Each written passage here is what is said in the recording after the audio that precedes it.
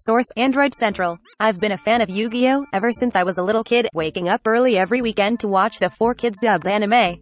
I started collecting the cards around the same time, and I've amassed well over 1,000 over the years. Though it's been quite some time since I've indulged in a real duel, I dropped after Yu-Gi-Oh! GX aired. I'll come back to it from time to time over video games. Previously this meant loading up Yu-Gi-Oh! Legacy of the Duelist on my Xbox, but now it means playing Yu-Gi-Oh! Master Duel on my Android phone. Even though you've likely heard of Yu-Gi-Oh!, you may not know exactly how the game works.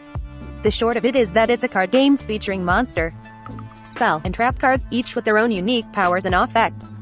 Each player starts out with a specific amount of life points. This can vary, but is usually 4,000 or 8,000, and the first person to reach 0 life points loses.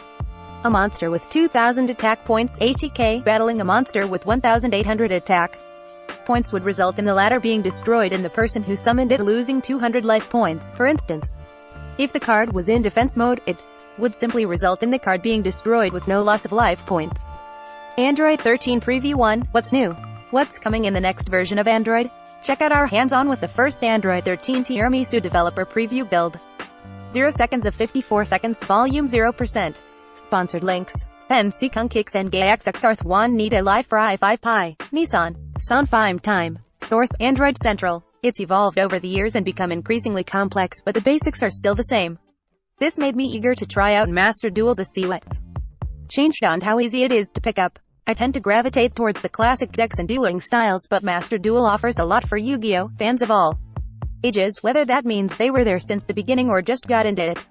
Playing through the tutorial in Master Duel didn't do much for me, but once I was allowed to really see what the game had to offer, I realized how out of my depth I was. The first real opponent I dueled summoned multiple pendulum monsters in a single turn, and I had no idea what they were or why they were summoned on the field spell trap slots. It was rightfully intimidating. I can firmly say it isn't the easiest to pick up if you haven't played in ages and don't know all of the new card types or rules, but it's nonetheless fun to play through and challenge others. Anyone itching for a duel will find plenty to love, from its vast selection of cards and tournaments to keep your skills.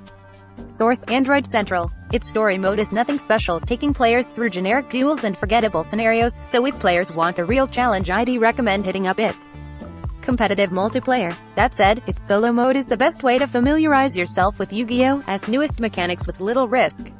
The Warriors of the 6 Elemental Lords section allows you to learn the effects of the aforementioned Elemental Lords and how to take advantage of the Element Saber ability. Likewise, Duel Strategy goes over much of the basics not covered in the opening tutorial.